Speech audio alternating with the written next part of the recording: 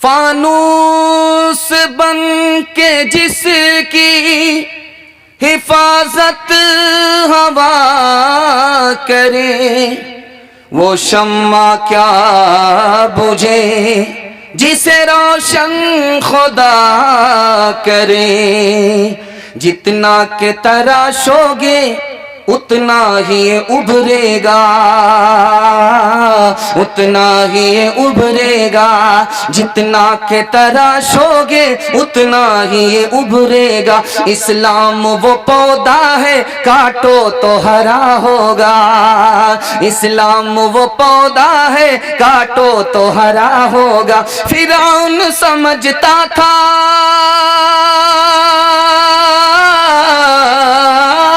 फिरौन समझता था भगवान फकत मैं हूँ, नादान ये न सोचा मूसा भी कहीं होगा, नादान ये न सोचा मूसा भी कहीं होगा। हर दम बरस रहे हैं अनवार मदरसों में, आकर तो कोई देखे एक बार मदरसों में। हर पल मोहब्बतों का इजहार मदरसों में, गुफ्तार मदरसों में, किरदार मदरसों में। दिन भर तिलावतें हैं,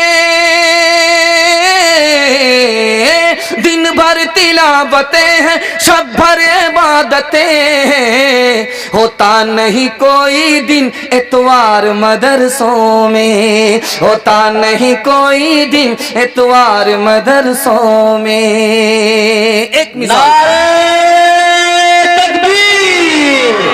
मुफ्ती साहिब नजीब साहब जिंदाबाद जिंदाबाद। एक मिसाल आपको सुना रहा हूं, ध्यान से सुनिएगा। मदरसा क्या है, मदरसे की अजमत क्या है, मदरसा बाकी है, इस्लाम बाकी है, इसके हवाले से एक मिसाल मैं आपकी खिदमत के लिए कि अल्लाह उनकी कब्र को नूर से भर दे।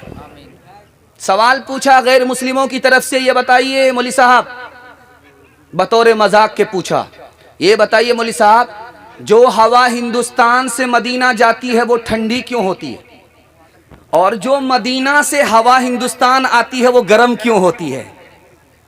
मसलन चुटकी लेनी थी। देखिए हिंदुस्तान कितना पावरफुल मुल्क है, कितना खूबसूरत है। मदीना मदीना रटते हैं, यहाँ से जो हवा निकलती है वो मदीने को बिल्कुल ठंडा कर देती है, लेकिन वहाँ से जो हवा निकलती है मदीने से वो हिंदुस्तान को गर्म कर देती है, जहन्नम बना देती है। जवाब सुनिए, कितना शानदार जवाब है। हिंदुस्तान हमारे लिए एक आंख की तरह है और मदीना हमारे लिए दाहिने आंख की तरह है। ध्यान से सुनिएगा, हजरत नानूतवी ने कितना शानदार जवाब दिया। कहा कि देखिए पंडित जी, ये हिंदुस्तान से जो हवा मदीना जाती है वो खुश होती है कि नबी का शहर देखने जा रही, अल्लाह का घर देखने के लिए जा रही हूं, वो खुश हो जाती है, मारे खुशी के सर से लेकर के पैर तक ठंडी हो जाती है। लेकिन जो हवा मदीने से हिंदुस्तान आती है उसको गम होता है कि नबी के शहर से जुदा हो रही हूं, खुदा के घर से जुदा हो रही हूं। वो गम की वजह से गर्म हो जाती है, इसलिए वो हवा गर्म होती है, ये हवा ठंडी होती है। नानौतवी का लश्कर सिद्को वफा का पैकर, उलमाए देयोबंद, उलमाए देयोबंद, हक गोई के जुर्म में योरिश हो या अमन में, सहते रहे सितम उलमाए देयोबंद। मैं बात का इलाका तारीकियों का डेरा इलियास ने लहराया, तबलीग का ये फेरा, उनकी तड़प को देखो, फिक्रों करब को देखो, सारे जहान का गम उलमाए देयोबंद। पानीपत के वो जजीरे, वो माल्टा की रातें, शेरों के हौसले की, सिद्को वफा की बातें, महमूद मदनी प्यारे पिसते रहे वो सारे, लेकिन हुए न खम उलमाए देयोबंद। चौथा पैगाम जवानों के हवाले से आ रहा है। सुनने के लिए तैयार है? दोनों हाथ उठाइए। बूढ़े लोग गलती से हाथ मत उठाइएगा, आप लोग दोबारा जवान होने वाले नहीं। हाँ, इंशाल्लाह सीधे जन्नत में जाकर के जवान होंगे। जवानों के हवाले से पैगाम है बड़ा खूबसूरत, ध्यान से सुनिएगा, जल्दी से निकल जाएगा। आपको खुशी भी होगी, आपको गम भी होगा, और गम इतना होगा कि कलेजा फटने लगेगा, आंख से आंसू खून के बहने लगेंगे। इतना भयानक रुदार, इतनी भयानक फरियाद मैं आपकी खिदमत में लेकर के आ रहा हूँ।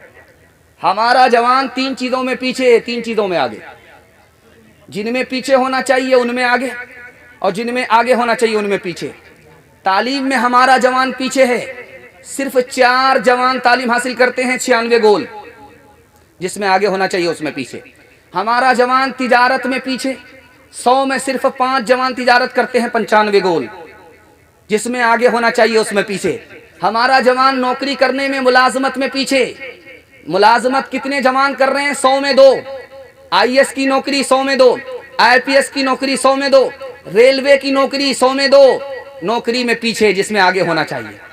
और अफसोस होगा आपको, सुनकर के हैरत होगी, कलेजा मुंह को आएगा, हमारा जवान आगे किसमें है? फिल्म देखने में सबसे आगे।